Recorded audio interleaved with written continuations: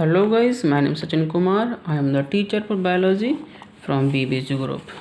Guys कल हमने पढ़ा था कि जो आपके मोनोकोट का एम्ब्रियो और डाइकोट के एम्ब्रियो में क्या अंतर था। मैंने आपको डिफरेंस बताया था कि जो दोनों के डायग्राम हैं बताए थे ना आपको कि जो डाइकोट होगा उसका डायग्राम कैसा है, मोनोकोट का डायग्राम कैसा है, ये आप मालूम कर चुके हैं। बट आज के जो टॉपिक है, जो मेन हेडिंग है वो क्या है, लिख लेंगे बेटा डिफरेंस बिटवीन। बेटा ये आपको नोट करना है, अब मैं आपको इसकी पिक नहीं भेजूँ क्योंकि आपकी बुक में दिया हुआ नहीं है। इम्पोर्टेंट है, लिखना जरूर, आपको याद करना है। डिफरेंस बिटवीन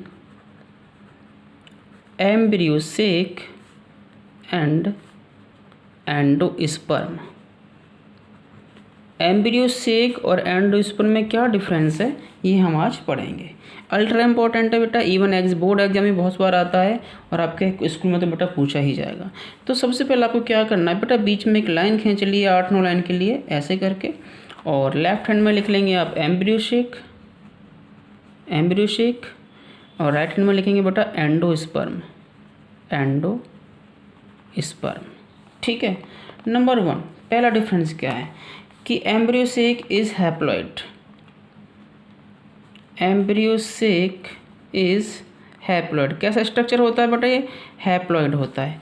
वहीं पर जो एंडोस्पर्म है वो क्या है, एंडोस्पर्म इज ट्रिप्लॉइड। ठीक है, मैं बेटा समझाऊंगा, अभी लिख लीजिए। नंबर सेकंड क्या है, embryo sac is found in ovule, ovule. वही इसमें लिखेंगे एंडोस्पर्म में क्या लिखेंगे बेटा आप, endosperm is found in seed बीज। नंबर 3 डिफरेंस क्या है,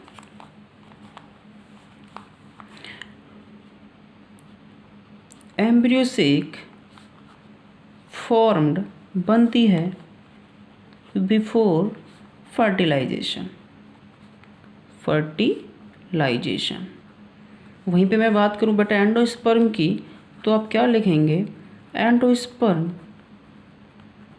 फॉर्म्ड आफ्टर फर्टिलाइजेशन। के लिए कोई दिक्कत किसी को, आफ्टर फर्टिलाइजेशन। ठीक है बेटा।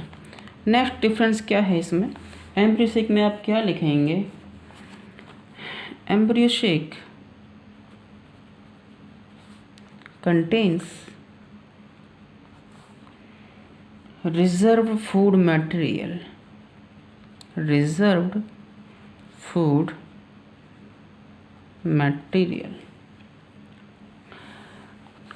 नॉट कंटेन्स बेटा, सॉरी ये ध्यान रखेंगे आप, embryo sac not contains reserve food material. वहीं पर आप एंडोस्पर्म में क्या कहेंगे, endosperm contains reserved food material. Clear guys, समझाऊंगा बेटा किसकी बात चल रही है। थोड़ा एक डिफरेंस और लिख लो आप इसमें, एम्ब्रियोसेक हैव क्या होता है, एंटीपोडल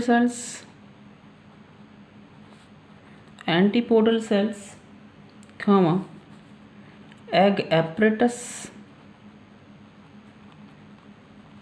एंड पोलर न्यूक्लियाई। वहीं पर endosperm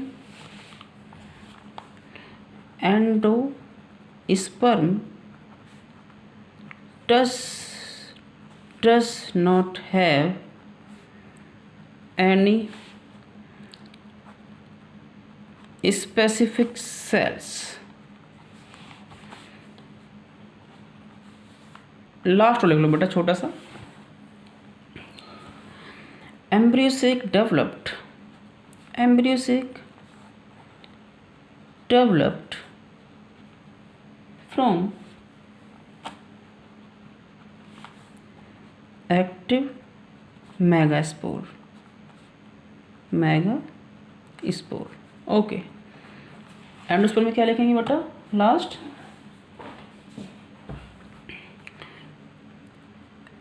endosperm developed from the fusion of polar nuclei and male nucleus of polar grain। Guys ये डिफरेंस आपको नोट कर लेने बेटा नोटबुक में, थोड़ा समझ लीजिए। देखो छोटी सी बात, सबसे पहले आपको क्या याद रखना है, देखो हमने कुछ बेटा 1 मिनट की बात है, बस गौर देना है। आपने कुछ ऐसा स्ट्रक्चर बनाया था पहले, अभी कुछ क्लास से पहले ऐसे करके ऐसे मैंने बताया था, आपको कहा था कि ये लेयर्स हैं जिनको हमने कहा था इंटीज्यूमेंट लेयर, और ये 2 होती हैं मोस्टली। तो हमने बाहर की कहा आउटर इंटीज्यूमेंट लेयर और अंदर वाली कहा था इनर इंटीज्यूमेंट लेयर। याद आ रहा है कुछ? हमने कुछ ऐसा स्ट्रक्चर बनाया था बेटा, घूम के ऐसा आया था, और हमने कहा था कि this is the region of micropile region, ठीक है। और ये क्या आपका कैलेजा पार्ट हो गया। अब ये जो पूरा स्ट्रक्चर है ये क्या है आपको याद हो रहा होगा बेटा, ये स्ट्रक्चर है आपके ओव्यूल क्या। तो अभी आपने सेकंड इसमें क्या पढ़ा है कि embryo shake is found in Oval के अंदर एम्ब्रियो शेक होता है। तो अब मैंने बताया था कि जो ये बीच में जो आपको ये ओवल शेप स्ट्रक्चर दिख रहा है ये क्या है बेटा आपका एम्ब्रियो शेक। समझ के मेरी बात को? तो एम्ब्रियो शेक आपको कहाँ मिला है बेटा? ओवल के अंदर, ठीक है, समझे मेरी बात को? वहीं पर मैंने एम्ब्रियो शेक के अंदर भी कुछ खास रचना, एक खास स्ट्रक्चर्स बनाए थे स्पेसिफिक। वो क्या था बेटा, मैंने कहा था कि अपर साइड में कैलेजा पॉइंट की तरफ 3 सेल्स होती हैं, और इनको आपने कहा था एंटीपोडल सेल। याद आ रहा है कुछ? Antipodal cell. वहीं पर नीचे 3 सेल्स होती हैं, ये क्या होते हैं आपके एग एपरेटस। अगर मैं इनकी अलग अलग बात करूं तो ये बीच वाली सेल को हमने कहा था मेन एग सेल, और जो साइड में जो हेल्पिंग सेल्स हैं इनको कहा था हमने सिनर्जेट्स। याद आ रहा है कुछ? ठीक है बेटा। बीच में क्या था आपका, एक ऐसे था उसमें 2 न्यूक्लियस थे, इसको कहा था आपने पोलर न्यूक्लियाई। तो बेटा अब तक देखो इस फिलहाल में फर्टिलाइजेशन नहीं हुआ है, इसके पास पोलन ग्रेन्स कोई नहीं आया है। ये पूरा रीजन किस में? ये ओवरी के अंदर सिचुएटेड है पूरा। मैंने कहा था ना ओवरी ऐसे, और ऊपर स्टिग्मा, ये स्टेल, नीचे ओवरी में अंदर ये है। ओवरी के अंदर ये ओवल का स्ट्रक्चर है, और ओवल के अंदर ये क्या है आपका एम्ब्रियो सेक है, ठीक है। तो एम्ब्रियो सेक क्या है? हैप्लॉइड स्ट्रक्चर है, एक तरीके से हैप्लॉइड है। और जब ये डेवलप हो जाता है तो पोलन ग्रेन्स आते हैं एक ट्यूब के थ्रू, और पोलन ग्रेन्स में आपको ध्यान है पोलन ग्रेन्स में कि उसके अंदर 2 न्यूक्लियस होते हैं, एक छोटी सेल एक बड़ी सेल। छोटी सेल होती है जर्मिनेटिंग सेल, और बड़ी होती है बेटा वेजिटेटिव सेल। तो दोनों न्यूक्लियस बेटा आते हैं एक पोलन ट्यूब के थ्रू, और वो माइक्रोपाइल एंड से एंट्री करते हैं। तो पहली एंट्री मार के वो इस जो आपकी मेन एग सेल है इससे मिलता है आपका एक मेल न्यूक्लियस, और यहाँ पे बनता है जाइगोट, ठीक है। जैसे मैंने बताया कि जाइगोट के बाद में इसका क्या बनेगा भैया, इससे सस्पेंसर सेल्स बनेंगी, ठीक है, हिस्टोरिया बनेगा। याद आ रहा है कुछ? अच्छा। और वहीं पे जो सेकंड जो न्यूक्लियस आया था वो भैया यहाँ से निकल के सीधा जाता पोलर न्यूक्लियाई के पास में। और जब पोलर न्यूक्लियाई के पास में ऑलरेडी 2 न्यूक्लियस हैं और एक न्यूक्लियस बाहर से आ गया ये वाला, तो ये इसके पास हो गया 3 न्यूक्लियस, इसलिए ये क्या होगा ट्रिप्लॉइड, 3N स्ट्रक्चर बन गया। यहाँ क्या लिखा है? Endosperm triploid. Clear guys? Embryo sac is found in Oval, पता है ओवल है इसके अंदर एम्ब्रियो शेक है। Endosperm is found in seed. समझो मेरी बात को, जब ये यहाँ पर ये न्यूक्लियस आके मिल जाएगा तो ये बेटा इसमें फ्यूजन हो जाएगा। फ्यूजन के बाद में यहाँ पे एक स्ट्रक्चर बनेगा जाइगोट के थ्रू, और ये जो बनेगा इससे बनेगा बेटा बी सीड। समझे? तो ये सीड डेवलप होगा। मेरी बात समझ पा रहे हैं? ये जो पूरा ओवल जो है, ओवल क्या बनाता है? ओवल बनाता है आपका सीड, ठीक है। तो ये सीड में क्या मिलेगा आपको? एंडोस्पर्म मिलेगा। आगे बढ़ते हैं। Embryo sac is formed before fertilization. देखो बात वही आ गई है, एम्ब्रियो शेक है अभी फर्टिलाइजेशन नहीं हुआ है तो ये पूरा एम्ब्रियो सेक आपको प्रॉपर दिख रहा है। बट अगर फर्टिलाइजेशन हो गया तो क्या होगा, यहाँ पे जाइगोट, ये डिस्ट्रॉय हो जाएंगे, यहाँ बन जाएगा एंडोस्पर्म। तो आप यहाँ पे क्या लिखा है, endosperm is formed after fertilization. कुछ पता पड़ा पक्की? ठीक है बेटा। अगला पॉइंट क्या है आपको, embryo sac not contains reserve food material. Embryo sac में कोई फूड मटेरियल तो नहीं है ना। 3 सेल्स नीचे हैं एपिटस की, 3 सेल ऊपर एंटीपोलर सेल्स और नीचे पोलर न्यूक्लियस बीच में।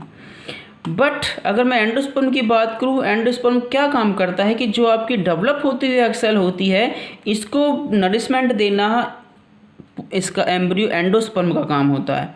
तो एंडोस्पर्म क्या है, endosperm contains reserve food material.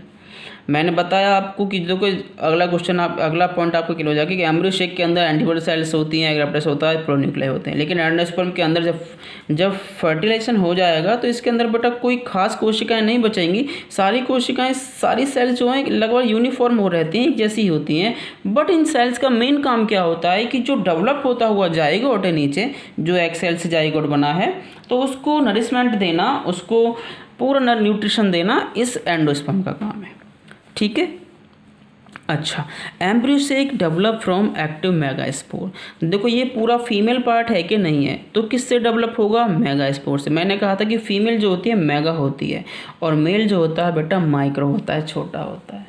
ठीक है। अगर आपने घर में भी मेल फीमेल हैं, कोई हस्बैंड वाइफ हैं, तो आप देखते होंगे कि जो मेल हैं उसको अपनी पत्नी की बात माननी पड़ती है, उसके सामने झुकना पड़ता है थोड़ा बहुत।